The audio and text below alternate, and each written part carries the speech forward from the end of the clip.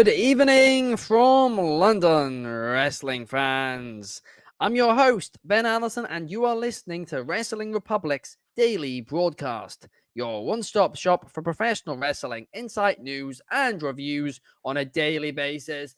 And today is Sunday Funday, and we're bringing back an old classic, Wrestling Heaven and Hell. I'll explain the rules in just a minute, but before I do, let me introduce the panel for today, and let's kick things off with the co-host of the show, Clark Taylor. How are you, Clark? Dude, I'm fired up to be back. It's been an outstanding week here for wrestling, combat sports, everything. UFC last night was nuts. Dustin Poirier, what a legend, no matter what. Graceful in defeat. Thanked all the women in his life. Shout out my mama and my sister Katie. Absolutely myself. For sure. Had a blast this morning. Not to go all inside baseball, but I mean, Sunday Night Spotlight tonight. Check it out. It's going to be sweet. It was awesome. Yeah, I went to Dynamite Wednesday, Wrestling Heaven and Hell, maybe my favorite game show in all of game shows. And I watch a lot of game shows. I was a Deal or No Deal guy. I'm just saying. I'm excited for this one. No Howie Mandel fist bumps here today, but I am ready to send some things to Wrestling Heaven and Hell. Maybe even a little purgatory. Let's get into it, Ben. Ooh, absolutely. And of course, like you said, tonight, 2 hours from now on the Wrestling Republic YouTube, we have the Sunday Night Spotlight, where basically Clark, Shad, Megan, and Savannah this week each spotlight a topic in wrestling that they want to talk about. It's a great show, so make sure you guys check it out. But also joining us today, we have Josh Markowitz. How are you, Josh? What's up, Ben? What's going on? What's up, everybody? I am ecstatic to be here. This is one of those days you got to circle on your calendar. It is Sunday Funday, but more importantly, it's Wrestling Heaven and Hell. Just like Clark said, Heaven or Hell, sorry. Just like Clark said, probably the best game show there is. I've been watching it for a while, but I'm yet to take place in it. So I'm very excited to be a part of this. I'm very excited to send some stuff to Heaven. Unfortunately, some stuff to Hell, and then also Purgatory as well. So I'm really excited to get into it. Absolutely. And also joining us last but certainly not least, we have the return of Soul to Wrestling Heaven or Hell. How are you today, Soul? I'm stressed as anything. These guys know why I'm stressed, and this is why I'm not in the suit. Let's just say for the last 2 hours, I've been wrestling with technology, and it's been an absolute pain in my backside. So yes, I'm already technically in hell right now, but I think we should get off with some Wrestling Heaven first to actually cheer me up a bit and not make me go on a goddamn tirade like Jay White in New Japan. Oh. That promo was amazing from Jay White. He's one of my favorite Jay White promos, that is for sure. But yes, so let's start things off on a positive note and let's kick things off in Wrestling Heaven. Clark, but actually, before we do that, I should probably explain the rules to the new viewers. Basically, each one of these three contestants try and pitch me something that they want to put into Wrestling Heaven. I then choose a winner. We then do the same for Wrestling Hell. I then choose another winner. We then do the same for Wrestling Purgatory, which is basically just something that you want to improve. And then, yeah, I choose the winner once again. So it's always a lot of fun. And Have you brought back the Slinky yet? Winners. Is my only question. Pardon? The Slinky, remember when you were sending it? Remember the initial episode you had the lever? I've got something. I've got a lever for today, right? But before we do that, Clark, I need to hear what you want to send into Wrestling Heaven. Go ahead. What do you want to send? Aside from the Slinky as the lever or the lever, whichever you prefer, I have to send my absolute favorite wrestler to Wrestling Heaven. Basically, again, I've sent him to Wrestling Heaven for other things before, but as a booker in NXT, the Heartbreak Kid, Shawn Michaels, deserves to go to Wrestling Heaven. What he's done this year, we don't even remember NXT 2.0, whatever that was, the rainbow thing. The theme song was cool, but we don't even remember that time. Shawn Michaels is on fire booking NXT. It's outlandish. The TNA partnership, the debut of Jordan Grace, the debut of Ethan Page, all ego Ethan Page. neither one we saw coming. That is so hard to do in today's professional wrestling, to actually surprise the audience, to actually shock the fan base. This guy can't really miss right now. And he's dealing with one of the hardest booking jobs in all of wrestling. At any moment, his biggest star can be pulled up to the main roster. Not only that, he's combining veterans with younger talent week in and week out, and having to book that and navigate those waters.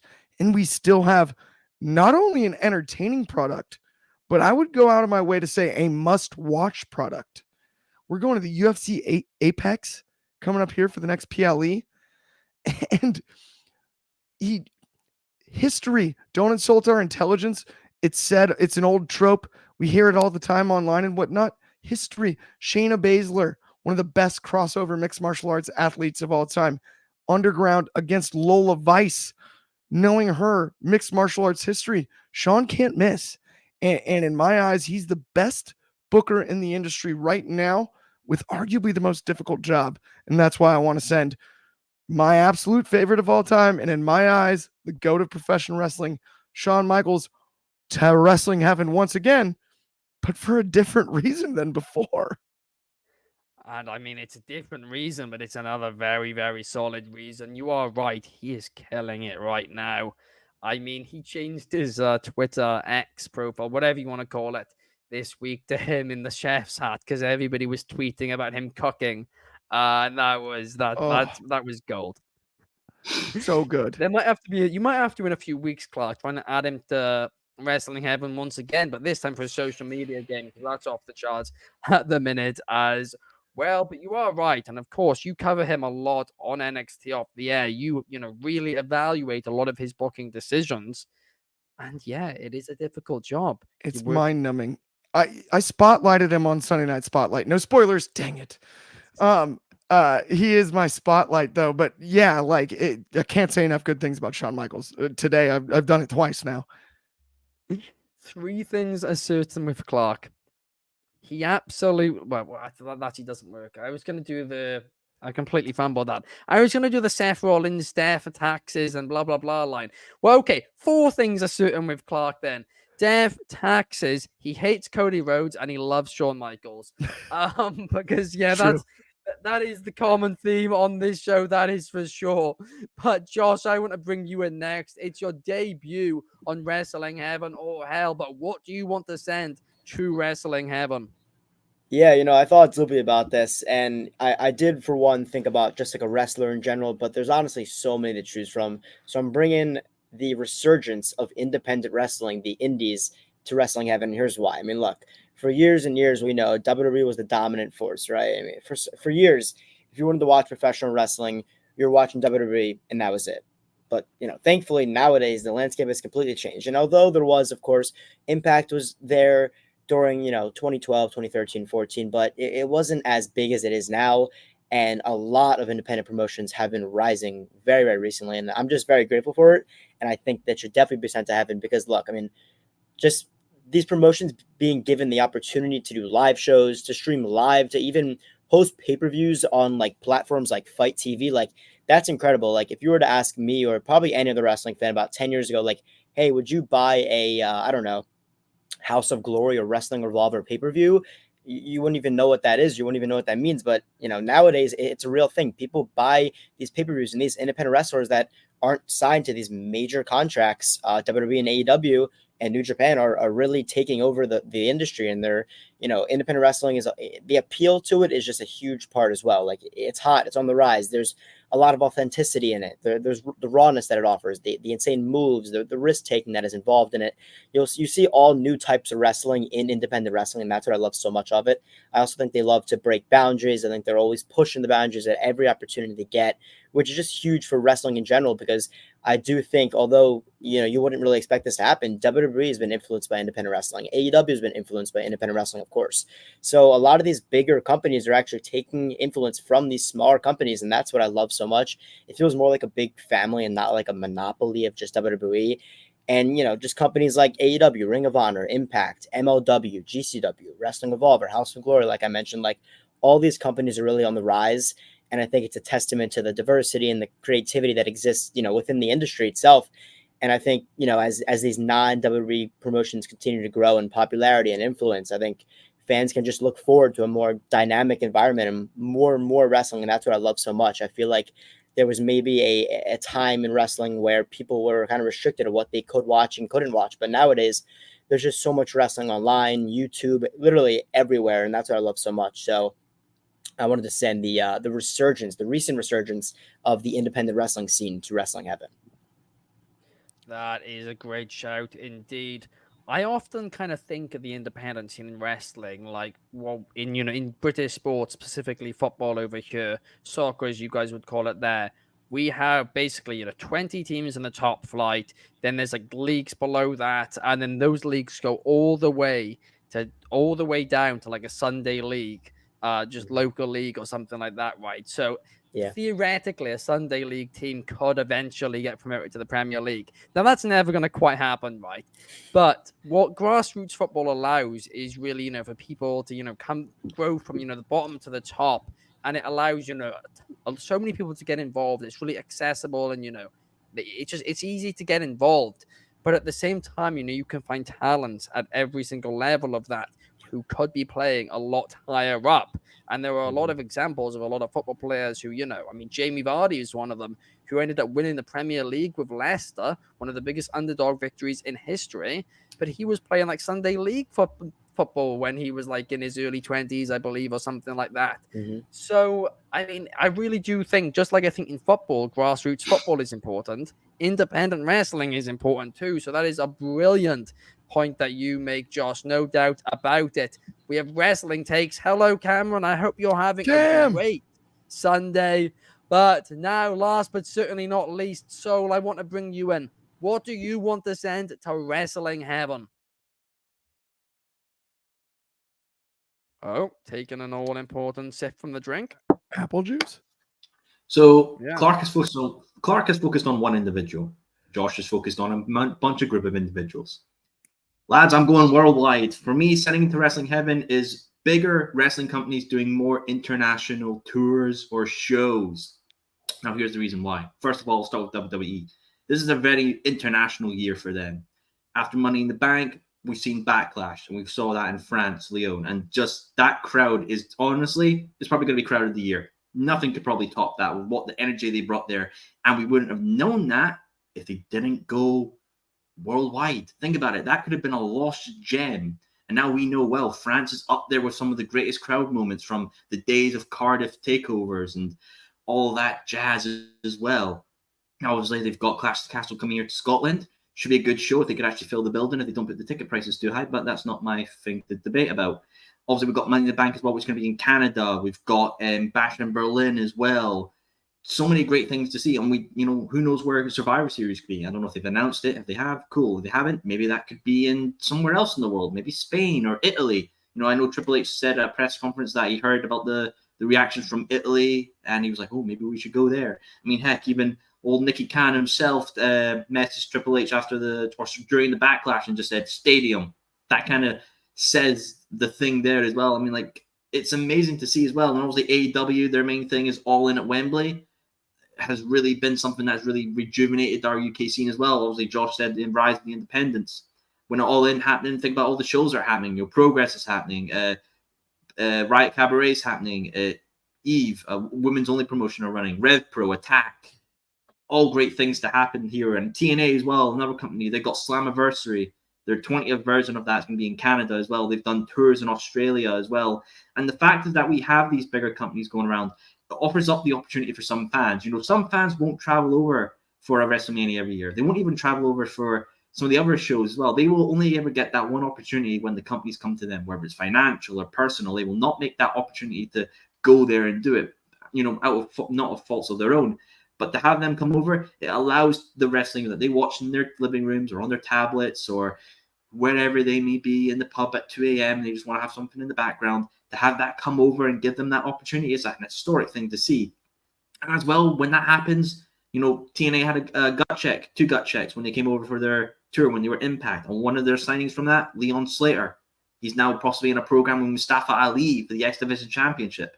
Just shows when they go around and do all these international tours and all these international shows, you never know from that independent scene might get picked up and could be the next star of that company to leap from for days and days upon. I mean, honestly, big companies doing international tours and shows, it's got to be a historic and heavenly thought.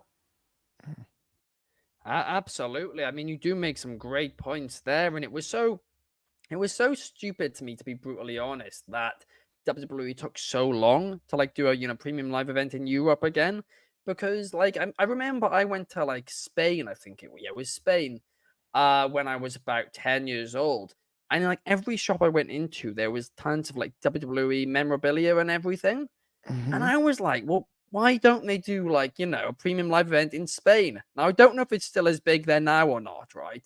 But the fact is, they missed so many opportunities. And then the event, Nick Khan, he came in, Nicky Khan, as you called him. He came in and he was like, no, we're doing more international shows once again. And it's been a humongous success. It has. It's made WWE, bigger in the worldwide context. And also, it's given events the crowds who are a lot more hungry and therefore a lot more active, such as we saw in Backlash. I mean, that is a phenomenal point, no doubt about it. But now I've got to make the decision. Am I going to go for HBK's NXT booking? Am I going to go for the what was it you said? What was the word you used, Joss? The resurgence. Resurgence of the independent scene, or am I going to go for international wrestling events? Well, Clark, you'll be glad to know that I have a lever, and today's lever is actually my tripod stand, which I'm not using today. So that's what we are going to do. Aesthetics. And I have decided that I am sending the resurgence of independent wrestling to Wrestling Heaven. Woo! And the reason for that is, like I said, grassroots. Everything, everything comes up from that. That is where everything starts and everything grows up those ranks. And I think it's so important that we keep that. A couple of years ago, I mean, we were even discussing it last year, the idea of having an NXT in every country. And we all said that if it was going to replace the independent scene there, that should not happen, because independent wrestling is so important. No doubt about it. I will say you should be getting a strongly worded letter from HBK here, maybe this week, early in the week. Watch out, Allison. He's going to send sexy red. Ridiculous. Strongly worded. You're on fire today, Soul. But now, guys, what is also important is our good friends over at Next Level. Now, if you guys don't know what Next Level is, they've chucked all our social media links in one place for us. All our content in one place, and that place is nxconnect.me/Wrestling Republic to see all our content across all platforms linked all in one place. You just click the link, it's got a links to all our other links there, and it's as easy as that. It's completely free, and also they have an app where there is a thriving wrestling community. So guys, that is certainly one to keep an eye on. nxconnect.me/Wrestling Republic to see all our content across all platforms, all linked in one place. But now we need to move on, and we need to move on to talk. Well, we need to move on to talk about a little bit of wrestling hell. And Soul, I'm going to start with you this time. What do you want to send to wrestling hell? So, first of all, before I get into this topic, I understand why people, why companies do this. I fully understand it. But for me to send to wrestling hell, Josh mentioned the independent scene, so I'm going to mention when independent scenes basically bootleg copy existing title designs, right? When you have a promotion and they introduce, this is our world championship, and it's just the Wind Eagle with their logo stickered on top of it, right? I understand why they do it. It's a recognizable design. People will know what it is, and you want people to come, and that's what they recognize. I understand that. But if you're trying to build your company's own identity and your branding and your future, and people see you're champion, if they go to other shows and represent your whole promotion in other companies, and all your championship belt is basically a 30-year-old design with your sticker on top of it, what does that say about you? It just says, oh, you're you've copied and pasted. You've basically just taken what was successful in the past and tried to bring it into a modern day standpoint. Now, there are companies I know that do this, some in the States, some here in Scotland as well that do it, and I'm personally not a fan of it. I like championships having their own identity. You know, if you look at some companies here in Scotland, ICW, Discovery Wrestling, PWR, their belts are uniquely designed. The ICW World Championship has been such a beautiful belt, and it was an original design. The wide division championship in Discovery here in Edinburgh is a beautiful belt as well, and just truly phenomenal. And that's something that had its own identity. It's just a shame because, you know, you get such amazing belts from indie companies. You know, GCW is a unique design. Progress used to be a staff and now became a championship belt. It shows creativity and uniqueness about that. If you just have, oh, well, if I'm going to build a promotion, I'll just copy the Winged Eagle, I'll copy the AW Women's for the Women's Championship, I'll just take the International, take the TNT, and just slap my own logo of it. It's laziness. It's just pure laziness. If you introduce it for like a year to set yourself up, and then you change it and give yourself a unique design, understandable, very understandable. But if you just pillage other people's title designs to run your own thing and basically build up your identity on bootlegging, what does that really say about you as a company? Yeah, you could absolutely put on amazing shows, have amazing wrestlers and all that, but when your belts are basically just that belt that HBK held 30 years ago, it really doesn't cement your promotion as like a hard-hitting place to be. It just seems very phony. You get what I mean? Yeah, I absolutely do, Soul. In fact, I remember when I was like, I think I must be like 11, 12 years old, a few of my mates had this backyard wrestling company, and we had like the old World Heavyweight Championship, and we like stuck like a label over it with our company logo. And I mean, that was us at 12, right? If you're an adult, if you are a wrestling promoter, get your own championship belt. Like, just do it. Because if you can't, like, you know, afford to produce one, either don't introduce one straight away, or, I mean, get some funding. Because, like, if you can't afford a championship belt, then that makes me worry about how you're paying talent for the show anyway. So I do agree. And to the outside world, it makes you know, the company look like a complete gimmick too. I mean, unless it's a comedy promotion, in which case, you know, that could be fun. But so that is a terrific point. I mean, Clark, I want to get your point next. What do you want to send to wrestling hell? Okay, I came out of the gates and was a little bit, you know, on my toes there with HBK kind of circling here. I'm gonna really go in for the kill on this one. Personally, like, it's title eliminator matches is what I'm going with, and they need to go to Wrestling Hell whether I win this segment or not. I'm so freaking sick of them. Stop it. If you beat the champion, you're the champion. You got to beat the man to be the man. Like, knock it off. I hate the idea of the champion, whether it's a tag team, it's a men's world champion, women's world champion, mid-card title. It doesn't matter which belt it is. Stop having matches against the actual champion, beating them. Beat somebody else that's also a contender. Please do that. Stop. Logically, it's insulting to my intelligence. Knock it off. So the champ loses once, does not lose the belt, then they win the rematch and keep it. And I'm supposed to believe that got the talent that won the title eliminator match, or whatever we want to call it, that got them over in some way. It got them over for 1 minute, but they beat the champion, let them carry the belt. Stop. It's illogical. It doesn't make sense in any other sport. It doesn't make any sense in any other competitive arena, period. If you beat the best, you are then the best for the time being, till there's a rematch, till there's something else. But if you do get a win, it doesn't mean like, oh, well, now then you get your real shot. Stop it. Knock that off. I'm done with it. What are we doing here? It's a childish way to book wrestling. It's a childish way to book anything. So you got to beat them again. You have to beat them twice did they have to beat the champion twice to win the belt? And that's the one where it especially throws me off.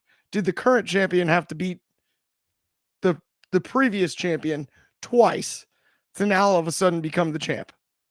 It's illogical. It truly is. I mean, Clark, you know my thoughts on them. I mean, so half the time, if they were multi-man one, I see the word eliminator, and both me and David last week on AEW, when we saw that triple threat eliminator match, we thought it meant elimination match because that's, elimination. We've heard that for years and years and years. Eliminator matches, we haven't heard that for long at all. WWE did it in 2019. Yeah. And A now, lot. I mean, they stopped it. Yeah, they did it tons. We were calling it 50-50 booking back then. It was horrific. No, it wasn't. I was always slamming it, right? But No, that's what I mean is like then it was always 50-50 booking. I'm like, how's it entered the lexicon again? I'm sorry, I'm still frustrated. I got all fired up on that. It's the sports product allegedly. AEW doing it too when they came in as a company at the time when all of us were having a go at WWE for doing that. They then were like, well, we're not going to do that. And now they are doing that. It's just gone round in circles again. But you are right. They're dumb. No matter who does it, it is dumb. If you beat the champion, you are the champion. It's as simple as that. We don't see, in UFC, we don't see, champions fighting for non-titles. Yeah. That doesn't happen. It's absolutely ludicrous. It truly is. Well, it's like imagine like in racing, like car racing. Yeah. If the guy in second place, guy, girl, whoever it is, in second place passes the one in first place, crosses the finish line, and they're like, wait a minute. Now you got to do it again. Start from the same spot. Let's run this back one more time. Make sure you would win the race because you got to be able to do it twice. It's maybe we just need to make all championship matches 2 out of 3. Like maybe that's the best of 7 series even. Yeah. It's like you don't want to believe the initial result of the first matchup.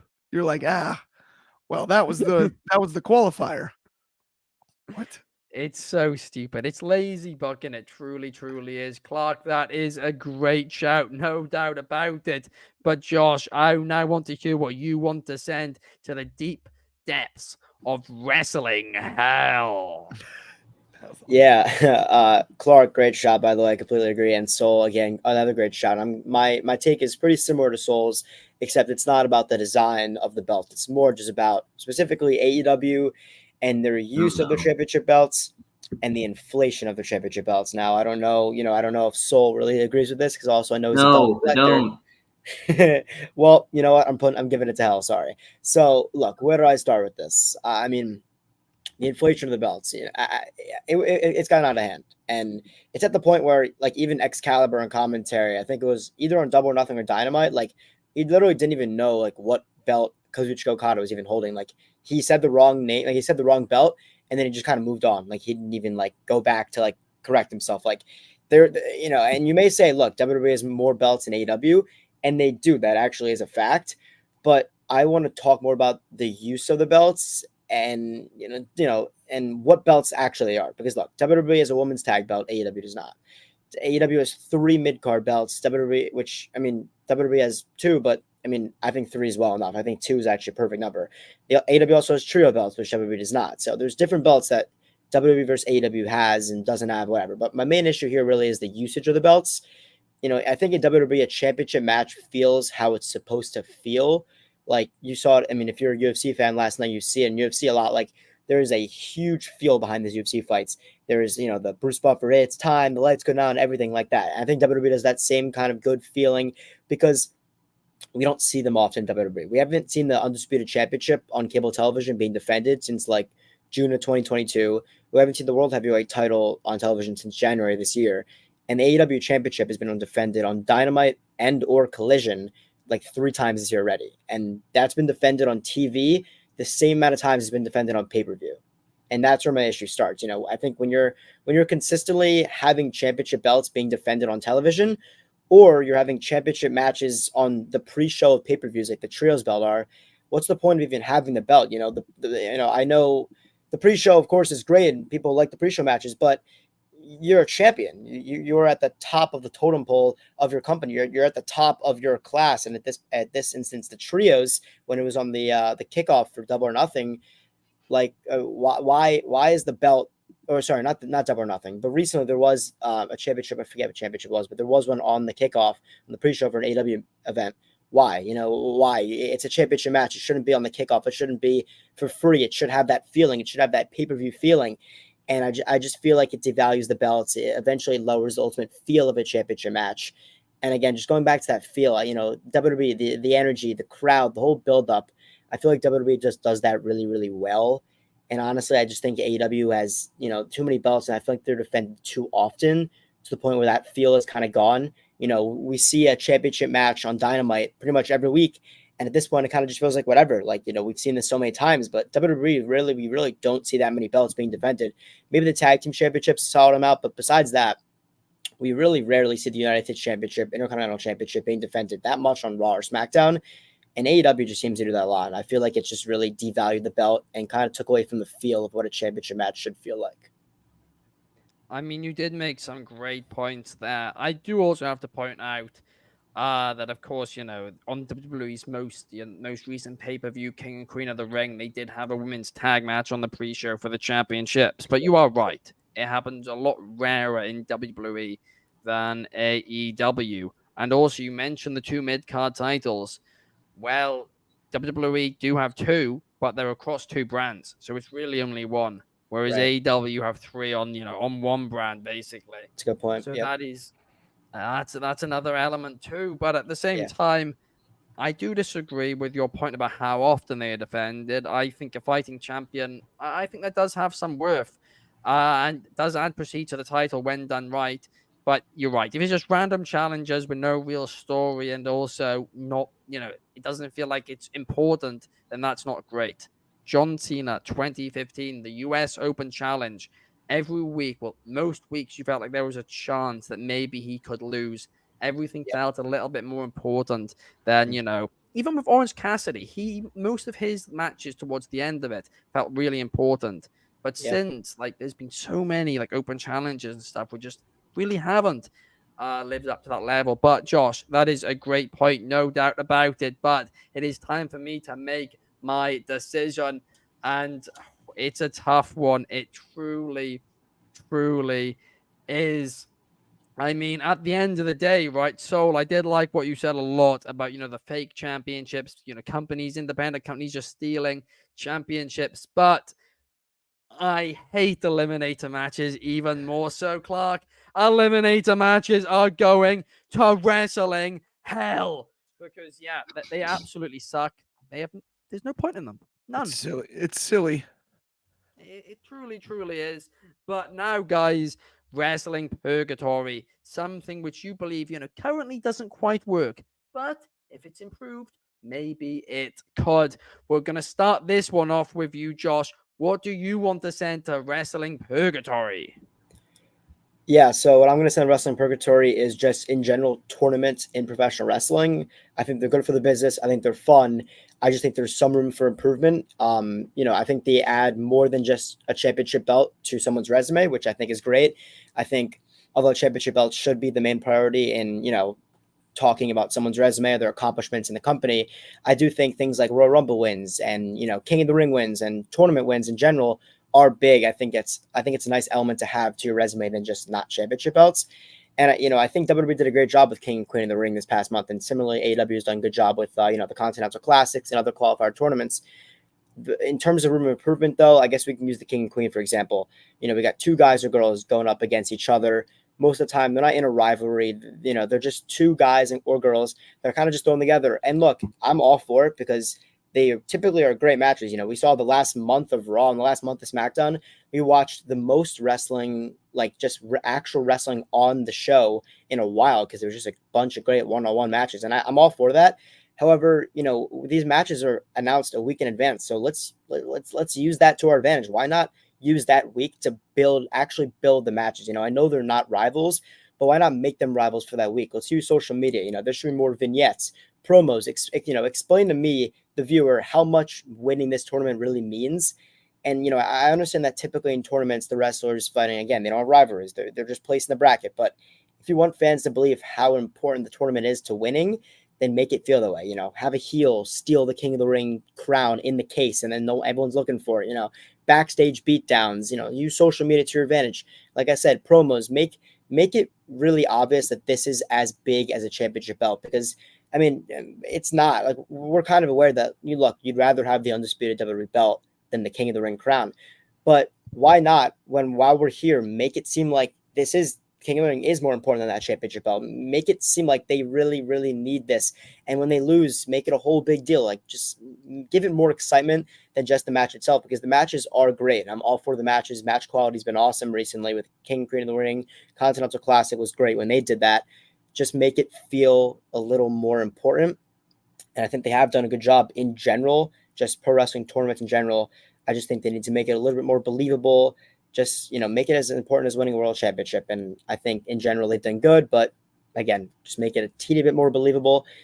You use more social media, vignettes, promos, make me really believe that they want to win this crown. And that's kind of what I'm saying to Purgatory. I mean, it is true for years now. We've had so many wrestling tournaments who just haven't lived up to, you know, their potential. It has improved a lot recently, I will say that. But you are right. It's been an issue for a long, long time. The King and the Queen, or the King of the Ring tournament before this year, like, I mean, to put it bluntly, for the last, like, basically almost 2 decades now, it has been just awful. And it's done next to nothing. It's been a gimmick. But slowly but surely, they are improving, I think, going into this new era. But Soul, what about you? What do you want to send to Wrestling Purgatory? I'm going to send the TNA and WWE ongoing partnership. Now, here's why. At the start of the year, Jordan Grace came out. We were all watching it, right? And we were blown away. Like, this is happening. This is insane. Jordan Grace, possibly one of the biggest stars in TNA right now, crossing that forbidden door into the land of the Fed. Congratulations. I can't wait to see where this goes. And it went nowhere. Well, obviously until now, recently, but there was that big stretch of months where nothing happened. I honestly wouldn't be surprised if people forgot about it. And now she's turned up on NXT, and that's great.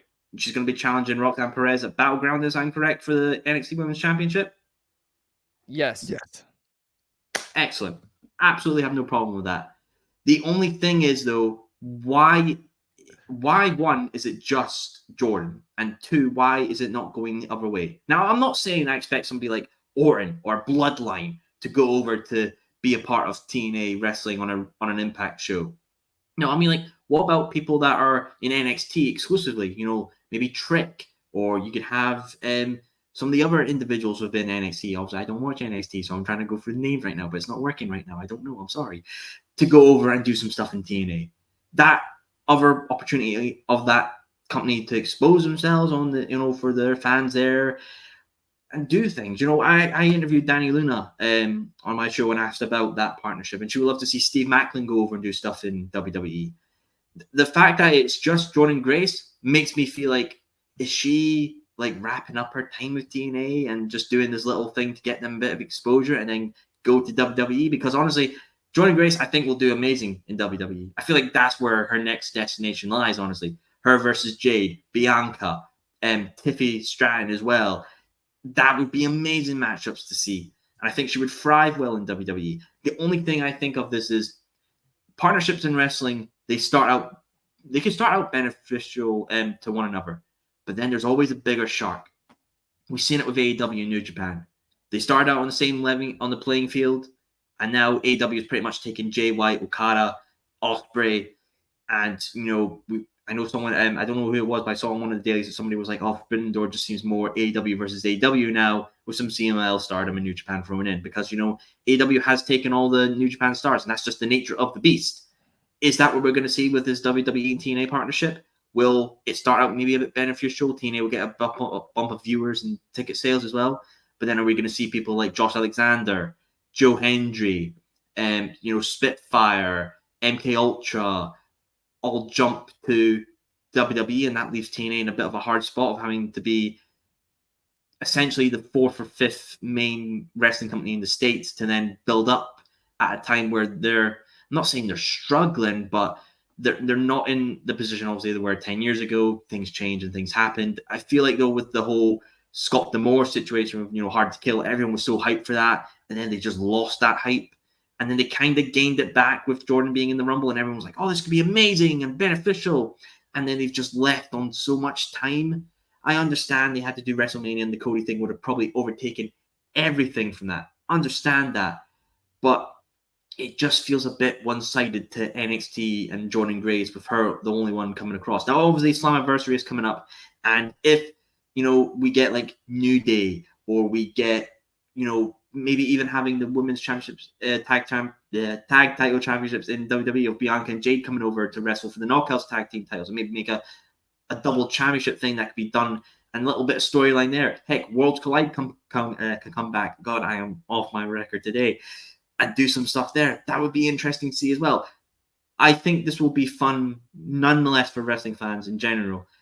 I just want there to not be just one-sided of where TNA is basically saying, "Hey, go to WWE and try and get us a bit of boost." I want to see more crossing over, and this could absolutely happen. I'm just afraid it's going to be one-sided, and then we're eventually going to see on Fightful one day Triple H walking out on TNA, and it's like, "I have crossed the line and bought some of my not really, okay, maybe not competition," and then Joe Hendry sings a song. I'm just saying. Oh gosh. I mean, no, to be honest with you, Shaw, you make a great point. Historically, it's really hard in wrestling for partnerships to work. The one time they sometimes do work, and not even always, because a lot of these don't even work, is when there's clearly a bigger fish and a smaller fish. And I think that's how they're going into this partnership. WWE is the bigger fish, TNA is the smaller fish. But again, like to your point, it's hard to make it work, and currently nobody's gone to TNA. Maybe they're just taking a slower approach. It's early days of the partnership, but still very, very solid points from a historical perspective. I mean, feeder promotions have sometimes worked, but they've often just got turned into a political mess. But last but certainly not least, Clark, I want to find what you want to send to Wrestling Purgatory. All right, let's get funky here, guys, because hear me out. I'm sending the entire internet wrestling community, aka the IWC, Good Lord, man, to Wrestling Purgatory. But hear me out on this. I'm going to quote a great Chicago movie, Ferris Bueller's Day Off. Life moves pretty fast, and if you don't stop and look around every once in a while, you could miss it. We are in the best time in wrestling history. People are talking about it every single day on the internet, and it's a beautiful thing. You have an option when wrestling is not on television, when wrestling is not live, there isn't a live show, to go and discuss it with people. We got to stop with all the negativity. That's why it's in Purgatory. The IWC should be wrestling heaven, because we are in the greatest era in my 32 years of existence that I've seen when it comes to professional wrestling. Pro wrestling's cool again. It's cool again like it was in the late 90s. People that don't watch pro wrestling are asking about it. People are curious about it. Cody Rhodes is on ESPN plugging Dustin Poirier's story. It's amazing how much action, how many eyeballs are on this great sport that we have. And we have a really cool IWC. This is why I said Purgatory, not hell. No way. Because there is so much positive that comes out of the IWC. There's also a lot of negative. Let's stop for a second, look around for a minute, smell those roses, and realize that we are in one of the absolute best eras in professional wrestling history. And let's enjoy it while it lasts. Yeah, I mean, Clark, you're aware you basically just suggested to send yourself to Wrestling Purgatory. Yes. Totally fair. No problem. I don't mind. I'm a part of the problem at times. Totally. You've become our comment section. You've become... Accountability is important. No, I'm just saying, look, I mean, hey, I have made fun of Cody's tie clips and it's enjoyable and whatnot, but look, it's It's true. I think we need to, stop, smell the roses, look around. The words of the great Ferris Bueller, right? Life moves pretty fast. Don't miss it. Does? And this is one of those things that, yes, we will look upon it fondly. Let's not miss it while it's happening. Yeah. You are right there. And in all seriousness, you are bang on the money. Even though it is quite ironic because we all do it. Right. But we're complete hypocrites with this. But no, you are right. It is an amazing time right now. And I mean, since I've been doing Allison analysis, right, I've noticed that a lot of times I'm rating segments. Like, it's very rarely I give, less than I don't care about a segment. But if I did it about a Raw 5 years ago, or even 10 years ago, I think there would have been more bad than good. So it is undoubtedly which is an fair. improvement. Yeah, no, absolutely. So I mean, overall, I think you've all made some good points about this. I mean, firstly, I mean, it's a difficult one, right? Because Soul, I do like a lot of what you said, but the only issue is it's just so new into this partnership that I'm like, I don't necessarily think it needs improving yet, because I don't actually think we've seen it play out yet. But in 2 months' time, 3 months' time, you could be bang on right? It's going to be one of these things where it's either going to age well or it's going to age badly. But I'm a little bit stuck here, but it's going to be the most hypocritical thing ever. But I don't care. Clark, once again, you're our winner because The only show I win. Community, also known as us, are going to Wrestling Purgatory. I mean, right then. Well, I'm definitely gonna be watching that Take It to the Table episode now and see which one of you loses, so I can laugh at you. I get last place. You're gonna love it. Wait, no spoilers. Dang it. I don't well, I'm gonna laugh at you all anyway. You can't guess posters. I can't even remember. You guys will have to watch. I actually genuinely, I don't know. Who knows? But guys, I get smacked, but I had like 2 or 3 good one-liners from my memory. Yeah, if I remember it, I'm pretty sure I dominated. But I guess you'll have to You take. did, Josh. Yeah, you guys will have to check it out. It's on the Wrestling Republic YouTube channel now. The latest episode of Take It to the Table. Also, 1 hour from now, 10 p.m. UK, 5 p.m. Eastern, 12 p.m. Pacific. We have got Sunday Night Spotlight with Clark, Savannah, Megan, and Shad. That's 11 in Hawaii. Check that out. And then we will be back tomorrow for a little cheeky bit of Mailbag Monday. So, guys, send us in some mail via our Instagram story. Thank you, Clark, Soul, and Josh Hughes for playing Wrestling Heaven or Hell with me today. And we will see you guys tomorrow. Pa, pa, pa, pa, pa.